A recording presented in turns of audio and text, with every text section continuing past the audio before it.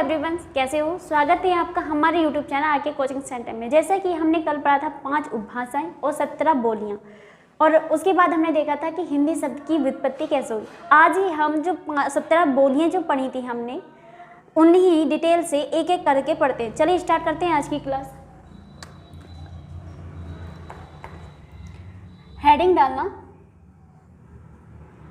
पश्चिमी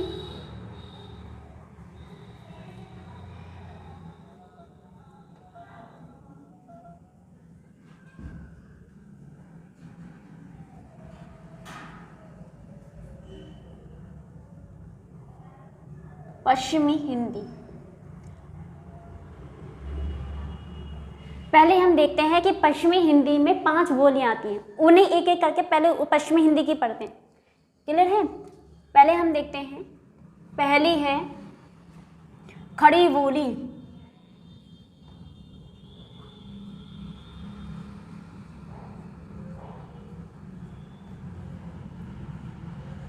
खड़ी बोली,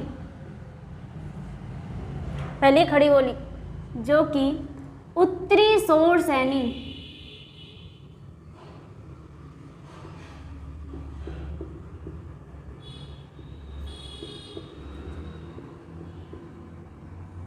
उत्तरी शोर सैनी अपभ्रंश से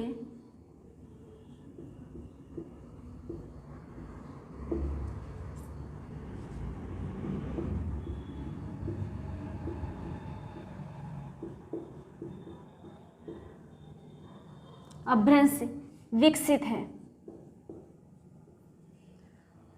शोर सैनी अपभ्रंश से विकसित है। कौन सी बोली? खड़ी बोली।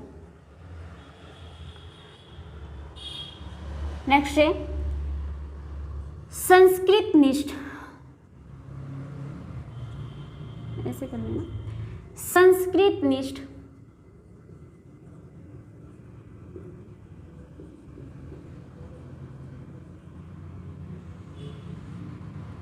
संस्कृत निष्ठ मानक खड़ी बोली। मानक खड़ी बोली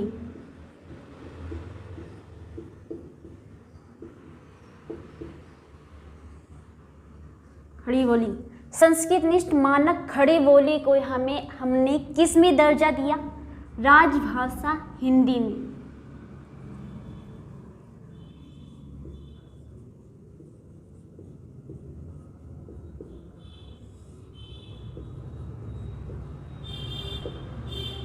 किस में दिया? राजभाषा हिंदी में दर्जा दिया। मतलब खड़ी बोली को ही राजभाषा हिंदी के रूप में मान्यता दी गई है। नेक्स्ट देखते हैं, इसके ही अन्य नाम क्या हैं? मतलब हम खड़ी बोली को ही अन्य किस नाम से जानते हैं? इसके ही अन्य नाम हैं हिंदुस्तानी,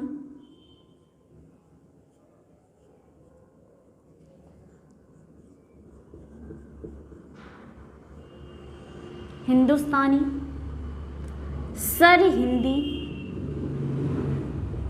सर हिंदी, और है वर्नाक्यूलर,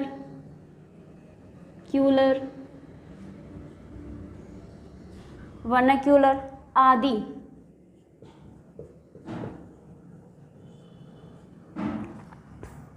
क्या है इसके अन्य नाम? हिंदुस्तानी, सर हिंदी, वर्नाक्यूलर आदि। क्लियर है? आगे हम बात करें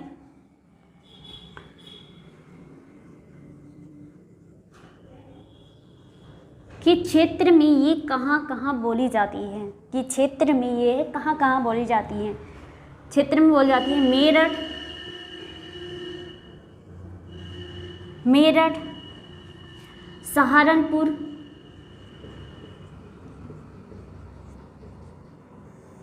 मेरठ, सहारनपुर, गाजियाबाद,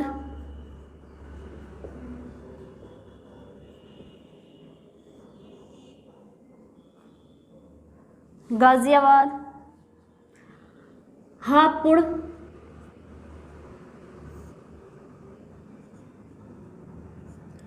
बुलंदशहर,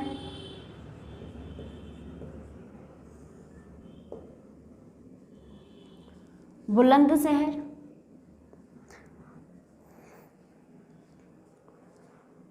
बुलंदशहर। आगे देखते हैं और कहाँ कहाँ बोली जाती है।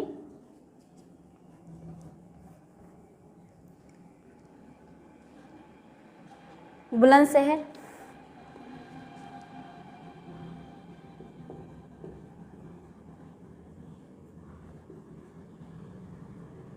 गौतम बुद्ध एक जगह का नाम है, गौतम बुद्ध। शामली,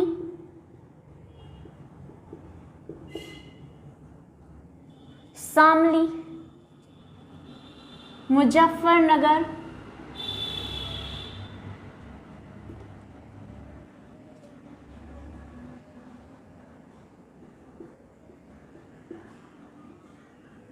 मुजफ्फरनगर।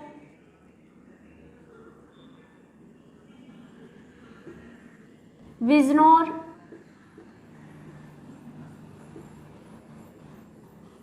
देहरादून,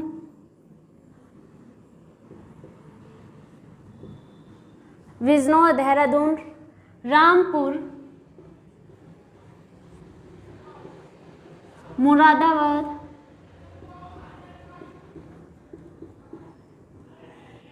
अंबाला,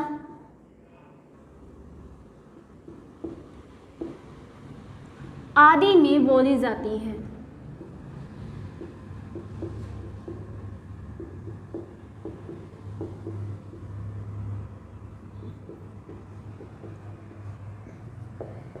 आदि में बोली जाती हैं। क्लियर है।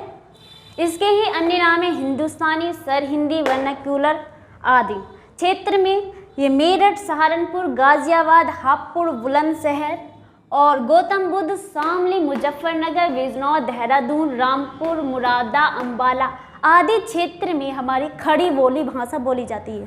क्लियर है। आगे की हम बात करें,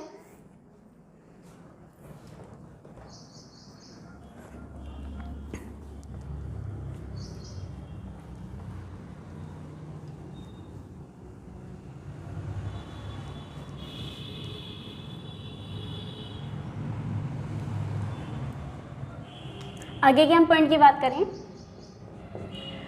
खड़ी बोली का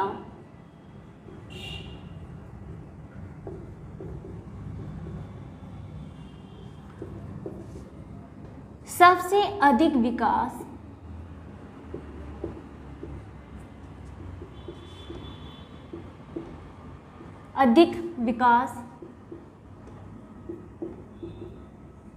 भारतेंदु युग में हुआ है। किसमें हुआ है? भारतेंदु युग में हुआ है। मतलब खड़ी बोली का जो सबसे अधिक विकास हुआ है, जिसमें सबसे अधिक बोली गई थी, वो भारतेंदु युग में इसका सबसे अधिक प्रयोग किया गया। हेडिंग डालना, भारतेंदु युग के लेखक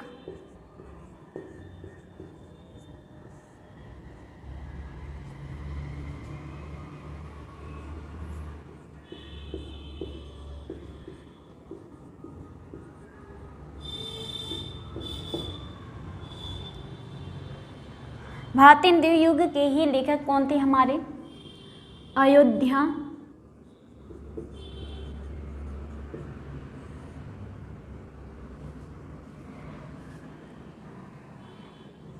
सिंह उपाध्याय।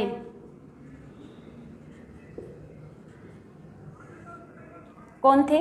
भारतेंदु युग के ही लेखक कौन थे? अयोध्या सिंह उपाध्याय, जिनका उपनाम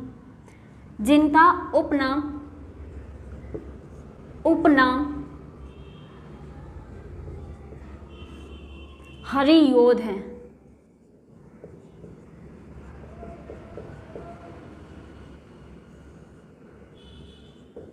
मतलब जिस नाम से इन्हें पुकारते थे वो ही उनका नाम क्या है? हरिओध है। क्लियर है। इनका ही एक महत्वपूर्ण उपन्यास था, वो कौन सा था उपन्यास? इनका उपन्यास था प्रिय प्रवश, कौन सा था? प्रिय प्रवश। इनका ये एक उपन्यास था, प्रिय प्रवश। क्लियर है?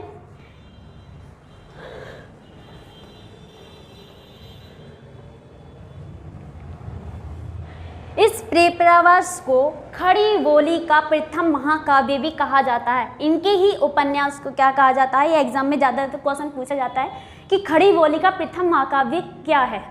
तो क्या है? उपन्यासी प्रिय प्रवश उपन्यास है।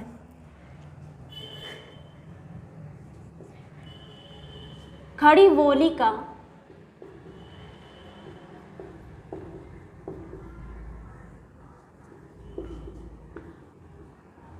प्रथम महाकाव्य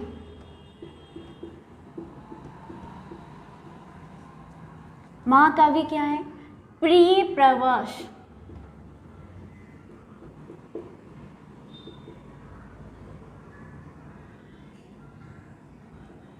प्रिय प्रवश। क्लियर है? इसके बाद हम नेक्स्ट बोली की बात करते हैं।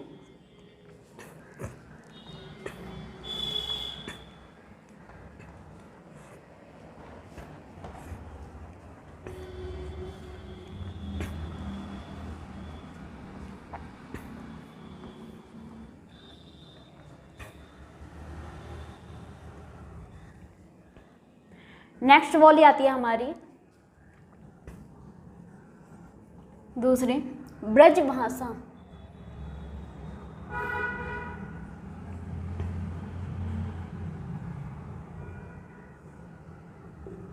कौन सी? ब्रज भाषा। ब्रज भाषा जो है माध्य शौर्य सैनी से, माध्य शौर सैनी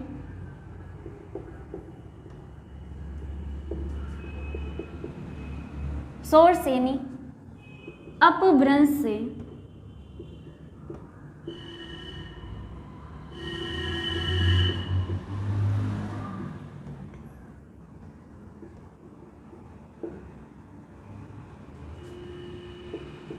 शौर सैनी अपभ्रंश से विकसित है। मतलब माध्य क्षेत्र में शौर सैनी अपभ्रंश में ये बोली जाती है। क्लियर है? इसके ही अन्य नाम देखें हम। इसके अन्य नाम क्या हैं? अन्य नाम है इसके मणि,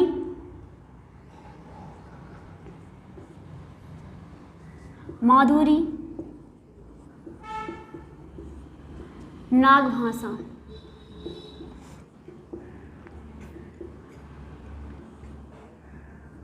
क्या है? मणि, माधुरी, नागभाषा। इसके क्या है? अन्य नाम है।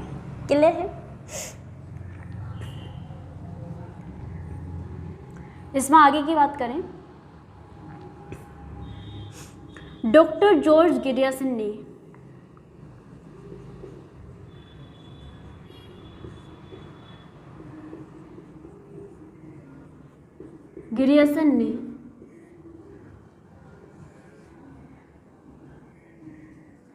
डॉक्टर जॉर्ज गिरियसन ने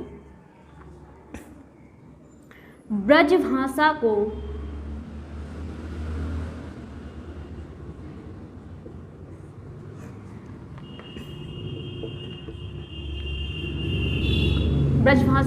अंतर्वेदी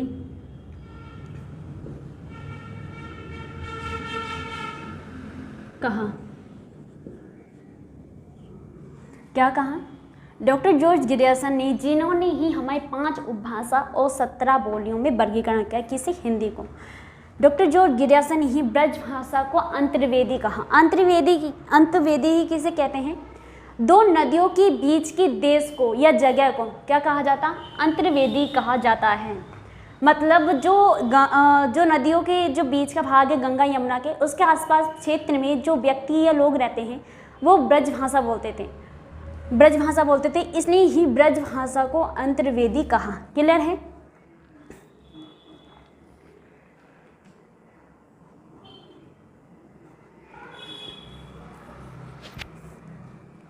क्लियर है? इसके आगे हम बात करें कि इस ब्रजभाषा का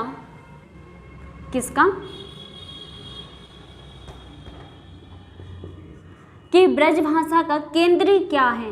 मतलब केंद्र, केंद्र क्या है हमारा? मथुरा है, सब मथुरा। केंद्र क्या है? मथुरा, क्योंकि मथुरा की ही इसकी जो उत्पत्ति हुई है ब्रजभाषा की, मथुरा क्षेत्र से हुई है, क्योंकि मथुरा क्षेत्र में ही सबसे अधिक ब्रजभाषा बोली जाती है, इसलिए हमारा केंद्र क्या है इसका? मथुरा है। हम क्षेत्र की बात करें कि क्षेत्र में कहाँ बोली जाती है ये,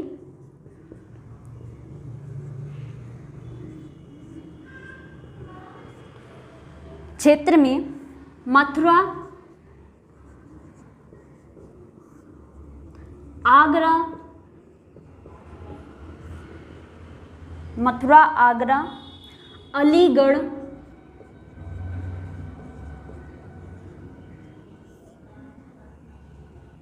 अलीगढ़, धौलपुरी,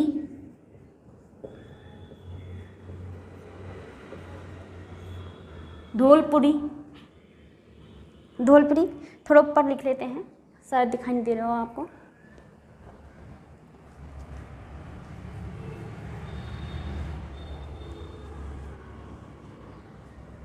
धौलपुरी, मैनपुरी, मैनपुरी, एटा, बदायूं,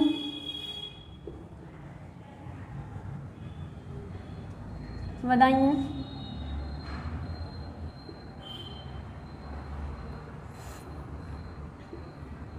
कासगंज आदि क्षेत्र में, आदि मथुरा, आगरा, अलीगढ़, धौलपुरी, मैनपुरी, एटा, बदायूं, कासगंज आदि क्षेत्र में बोली जाती है। कौन सी? हमारी ब्रजभाषा बोली। कौन सी? ब्रजभाषा बोली। क्लियर है?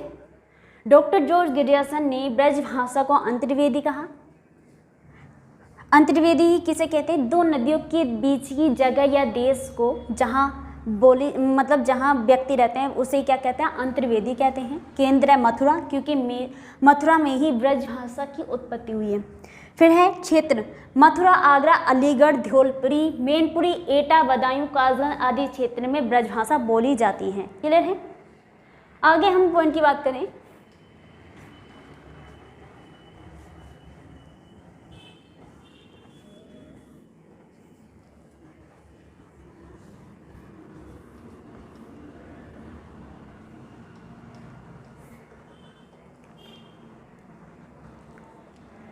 आगे इस भाषा के जो प्रसिद्ध कवि थे, प्रसिद्ध कवि कौन थे?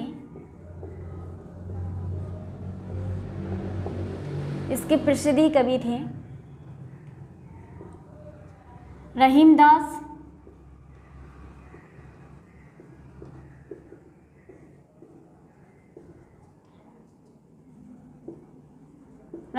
नंददास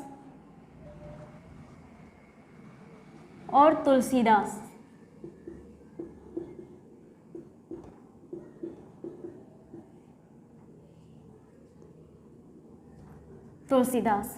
चले हैं प्रसिद्ध कवि कौन थे? रहीमदास, नंददास, तुलसीदास और आदि भी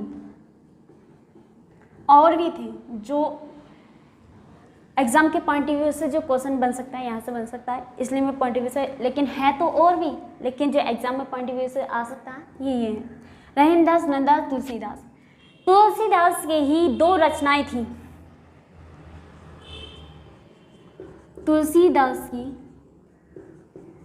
तुलसीदास ने ही अपनी रचनाओं में विनय पत्रिका,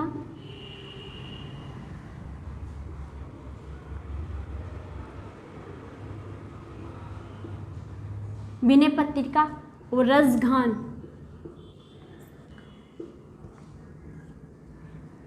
ब्रज भाषा में ही लिखी।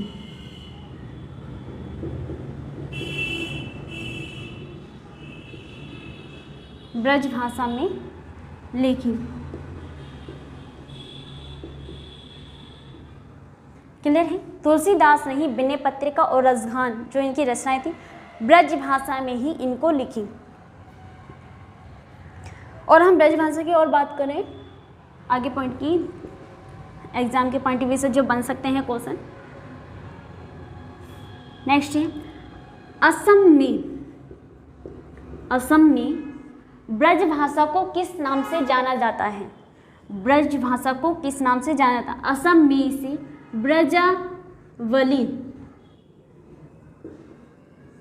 ब्रजावली नाम से कहलाई जाती है, ये कहा जाता है, कहलाई जाती है।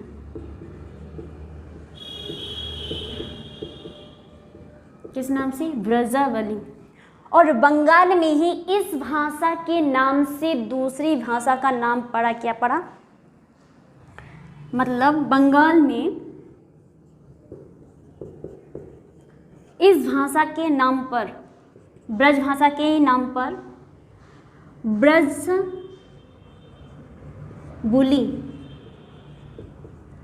ब्रजबुली नाम पड़ा। कह सकते हैं कि इस भाषा के ही नाम पर बंगाल में एक भाषा का नाम पड़ा, क्या पड़ा? ब्रजबुली। क्लियर है? और नेक्स्ट क्वेश्चन जो बन सकता है, आपसे पूछ सकता है कि तजुवेगिस्तान में ब्रज भाषा को किस नाम से पुकारा जाता है?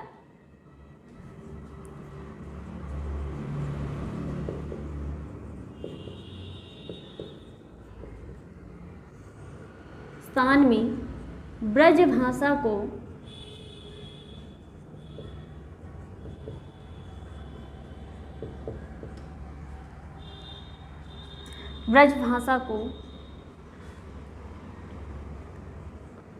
तजुवेकी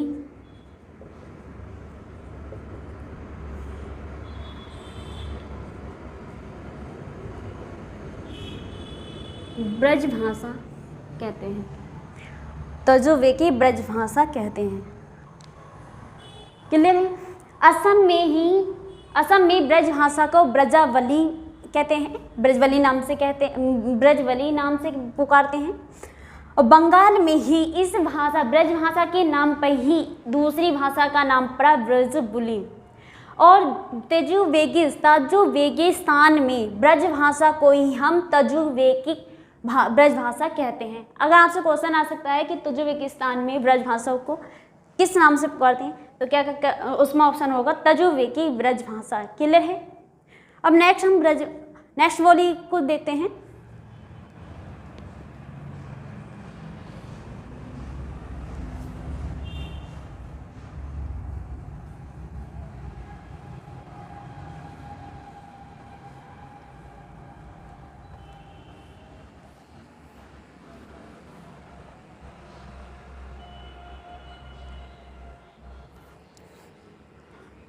नेक्स्ट है हमारी तीसरी बुंदेली। कौन सी? बुंदेली। बुंदेली की ही हम बात करें, ये बुंदेलखंड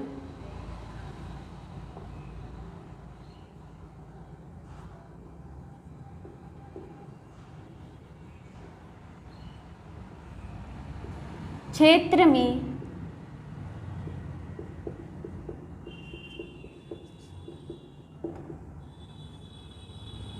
बोली जाती हैं। कौन सी? बुंदेली जो बोली है हमारे बुंदेलखंड क्षेत्र में बोली जाती है। क्लियर है? इसके ही उपबोली हैं, उपबोली।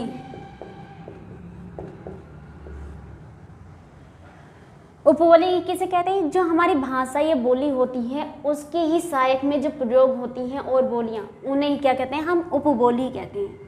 क्लियर है? उपबोली है इसकी क्या है? बनाफारे,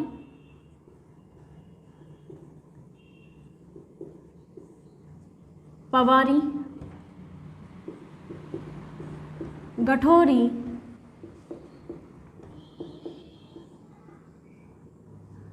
खटोली,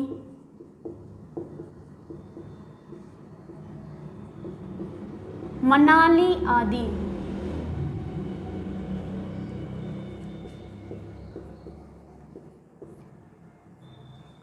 कौन सी? बनाफारी, पवारी, घटोरी, खटोली, मनौली आदि। कौन सी हैं?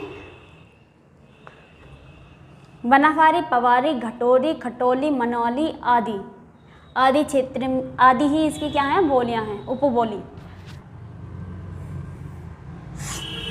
आगे की पॉइंट की बात करें, साहित्य मतलब इस बोली का किन साहित्य में प्रयोग किया गया? साहित्य क्या है? रचना वगैरह, मतलब उन्हें क्या कहते हैं? साहित्य कहते हैं। आला उदल, उदल, आला उदल, ईसरू, ईसरी के फाग आदि।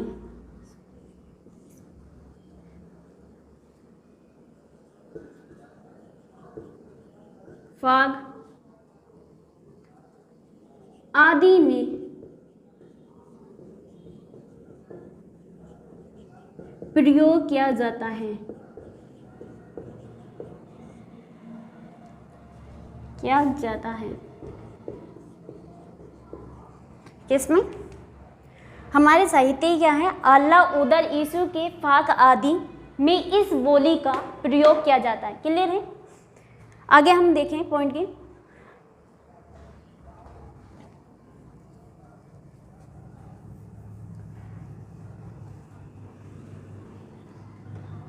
क्षेत्र की बात करें इसमें कि किस क्षेत्र में बोली जाती है। क्षेत्रीय है झांसी जालौन। झांसी किस साइड पड़ता है? ये पड़ता है हमारा कानपुर की साइड। झांसी जालौन, झांसी जालौन महोबा,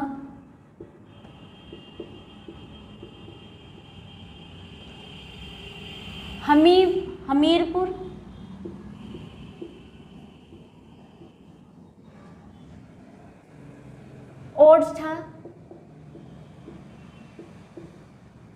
ओरछा,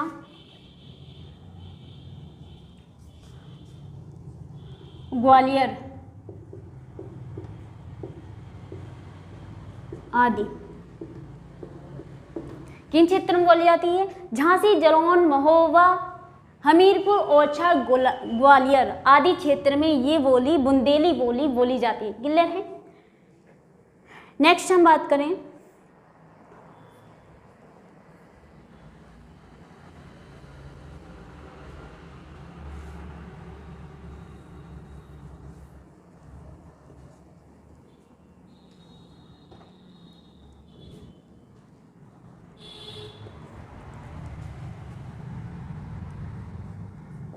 नेक्स्ट है हरियाणवी।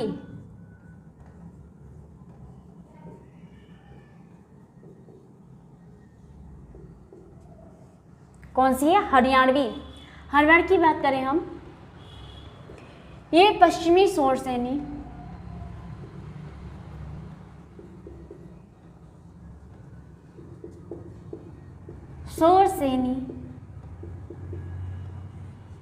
अपभ्रंश से विकसित है।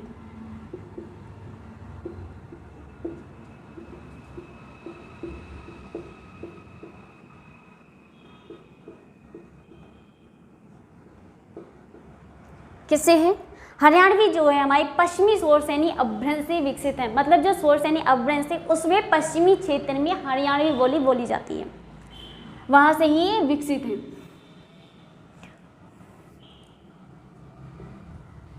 इसमें आगे पॉइंट की बात करें कि लोक साहित्य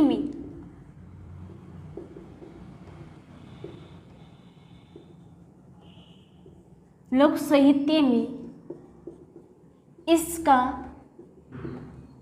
सबसे अधिक प्रयोग किया जाता है।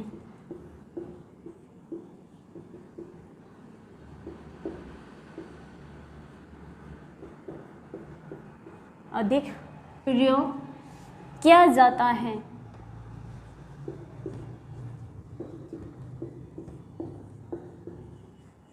इसका जो है लोक साहित्य में इसका सबसे अधिक प्रयोग किया जाता है। किसका? हरियाणवी बोली का। इसके ही अन्य नाम क्या है हमारे? इसके ही अन्य नाम है जादू,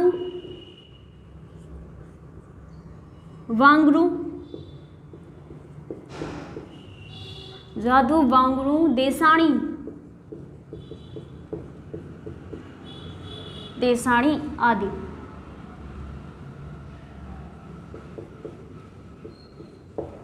इसके ही क्या है, अन्य नाम है, अन्य नाम से जानी जाती है। इसकी क्षेत्र की बात करें कि ये क्षेत्र में कहाँ बोली जाती हैं,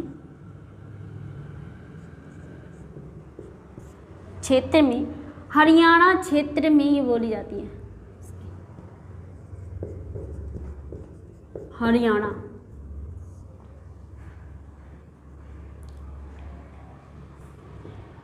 हरियाणा में क्षेत्र क्या, हरियाणा में बोली जाती है। कौन सी, हरियाणवी बोली।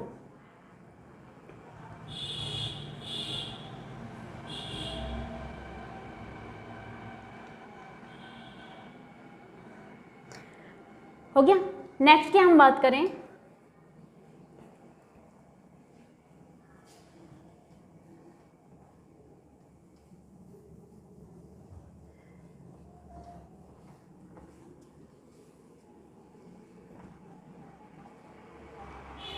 पांचवी आती है हमारी कन्नौजी।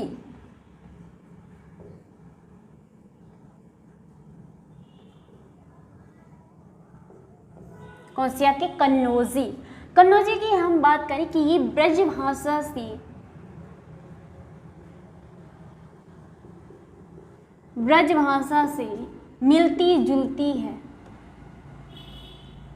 ब्रज भाषा से ये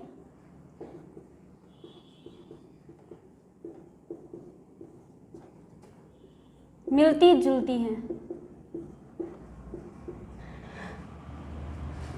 क्लियर है। आगे ही ब्रज एवं अवधि की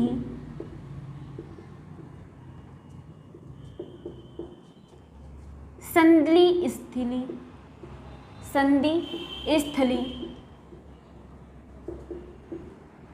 भी कहते हैं। इसे ब्रज एवं अवधि की संधि स्थली भी कहते हैं।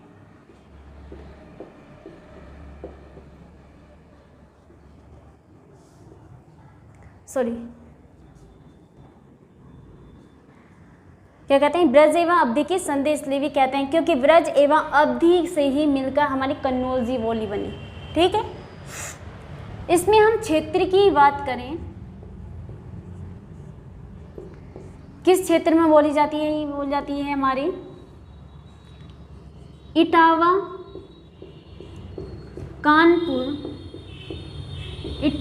कानपुर हरदोई, इटावा कानपुर हरदोई पीलीभीत,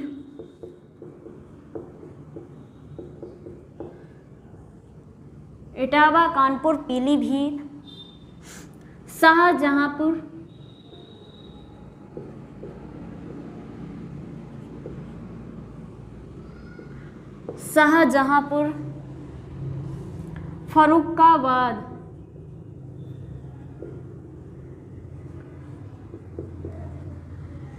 फर्रुखाबाद आदि क्षेत्र में बोली जाती है।